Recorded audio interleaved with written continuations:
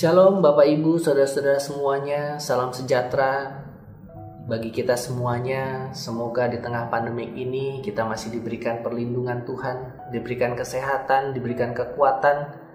Dan saya juga berharap Bapak Ibu juga masih bisa merasakan kebaikan-kebaikan Tuhan yang Tuhan sediakan atas kehidupan kita.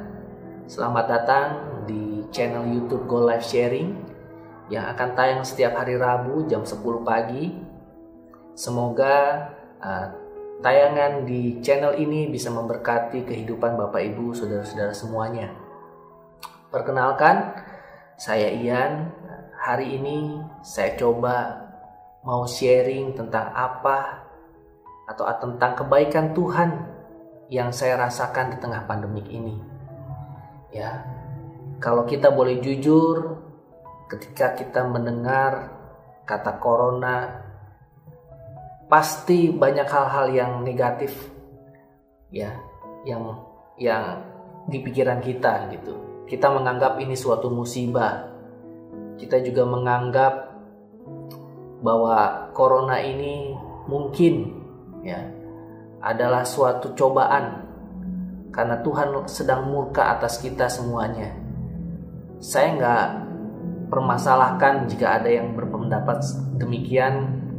Tapi saya mau ngajak supaya Bapak Ibu bisa fokus bukan pada hal-hal yang negatifnya saja, tapi pada hal-hal yang positifnya. Karena saya yakin ketika kita boleh mengalami sesuatu yang buruk, saya yakin juga Tuhan akan menyediakan sesuatu yang baik buat kita. Corona buat saya pribadi bukan sesuatu yang harus ditakutkan, karena saya yakin dan percaya bahwa segala sesuatunya pasti akan kembali normal seperti sedia kala. Kalaupun kita harus hidup berdampingan dengan corona, seperti mungkin Bapak Ibu pernah dengar ada statement dari Pak Jokowi, ya, yang kurang lebih garis besarnya bahwa kita harus bisa hidup berdampingan dengan corona. Saya rasa itu benar. Jadi jangan kita fokus untuk kita bisa mengalahkan corona, tapi kita mungkin bisa fokus untuk mencari cara supaya kita benar-benar bisa hidup selama corona ini. Gitu. Gara-gara corona juga banyak sekali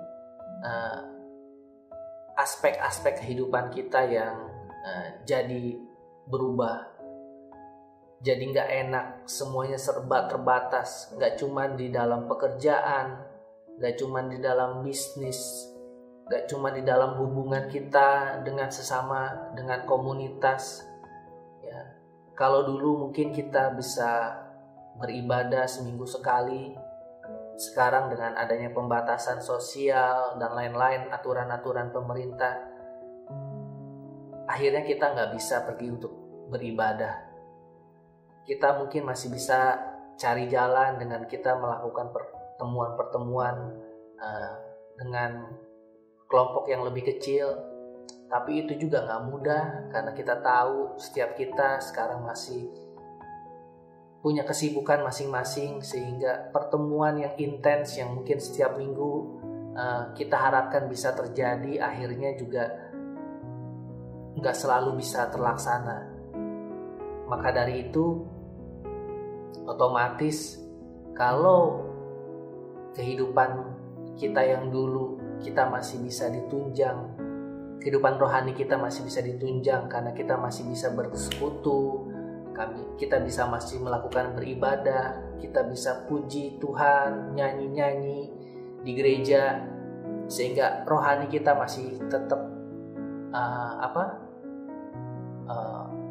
punya rohani kita masih bisa dibangun terus. Tapi saat ini karena kita nggak bisa pergi ke gereja, otomatis saya pribadi merasakan ada penurunan tingkat kerohanian saya pribadi.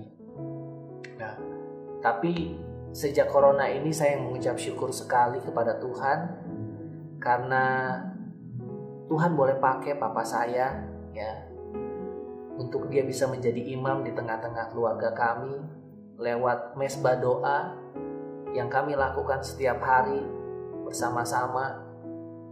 Jadi memang ini mungkin kerinduan yang sejak dulu papa saya inginkan terjadi, tapi baru bisa terjadi ketika adanya pandemik ini.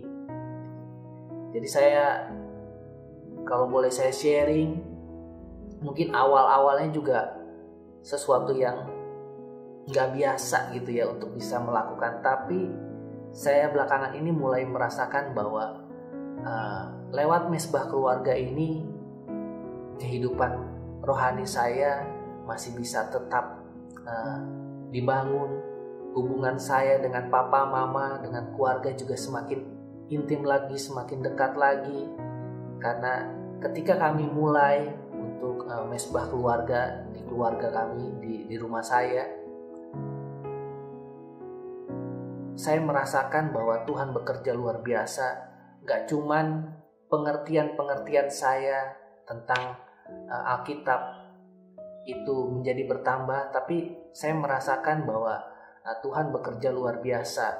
Hubungan kami mungkin di rumah dengan papa mama yang tadinya gak terlalu dekat, gak terlalu terbuka, sekarang dengan adanya mesbah keluarga, hubungan kami jadi lebih baik. Kami bisa sharing satu sama lain, ya. Dan yang paling penting adalah ketika kami mulai mesbah keluarga, kami sepakat untuk baca satu pasal satu hari. Itu membuat saya menjadi semakin penasaran dengan firman Tuhan. Kalau dulu saya dengar firman Tuhan itu di gereja lewat khotbah, itu sifatnya satu arah, hanya bisa menerima, iya, dengerin, oke, gitu. Tapi ketika saya melakukan ini dengan keluarga saya, ada interaksi yang lebih. Saya bisa bertanya, ya kan, saya bisa mengumpulkan pendapat. Dan ketika itu terjadi, saya yakin Tuhan boleh bekerja. Tuhan boleh pakai papa saya, Tuhan boleh pakai istri saya untuk dia bisa menyampaikan maksud dari firman tersebut gitu. Dan akhirnya gak cuman sekedar membaca firman, tapi ada pengertian-pengertian yang Tuhan bisa sampaikan lebih ketika kami melakukan mesbah keluarga. Walaupun kami melakukan dengan keadaan yang terbatas, ya kan, kadang mungkin harus ada gangguan dari anak saya yang masih kecil, tapi kami tetap semangat untuk melakukan. Dan saya berharap buat teman-teman juga untuk bisa memulai adanya mesbah keluarga di keluarga masing-masing, karena saya yakin itu suatu jalan keluar yang Tuhan sediakan buat kita ketika saat ini kita tidak bisa beribadah, berkumpul dengan teman-teman komunitas kita, tapi Tuhan buka jalan lewat mesbah keluarga ini, ya kan. Buat saya pribadi ini sangat memberkati saya. Jadi saya mengucapkan terima kasih sekali lagi buat Papa yang sudah menjadi imam atas setiap kami. Saya bisa mengenal kehidupan rohani Papa, pendalaman, pengalaman yang Papa sudah bisa alami. Papa bisa sampaikan kebenaran firman lewat kesaksian-kesaksian yang Papa saya bagikan di mesbah keluarga kami. Dan saya yakin dan percaya juga buat keluarga-keluarga yang lain, ketika kalian sepakat dengan keluarga untuk bisa memulai mesbah keluarga, saya yakin Tuhan boleh pakai mesbah keluarga kalian untuk menyampaikan kebenaran-kebenaran firman Tuhan, untuk menyampaikan kesaksian-kesaksian yang memberkati kalian semuanya. Dan saya mengapresiasi kalau di antara teman-teman semuanya mungkin ada yang sudah memulai lebih dulu, ya kan? Anda hebat, Anda luar biasa. Saya baru memulai, tapi saya percaya nggak ada kata terlambat untuk segala sesuatu yang baik. Kalau boleh saya mengutip di 1 Korintus 15 ayat 58 yang bunyinya, "Karena itu saudara-saudaraku yang terkasih, berdirilah teguh dan jangan goyah, dan giatlah selalu dalam pekerjaan Tuhan. Sebab kamu tahu bahwa dalam persekutuan dengan Tuhan, jeripayahmu tidak akan sia-sia." Jadi saya sangat diberkati dengan firman Tuhan ini. Dan saya yakin juga ketika Bapak Ibu mau berusaha mendekatkan diri, mengenal lebih dalam lagi tentang firman Tuhan, Tuhan akan catat, Tuhan akan gantikan jeripayah kita. Gak ada yang sia-sia di mata Tuhan.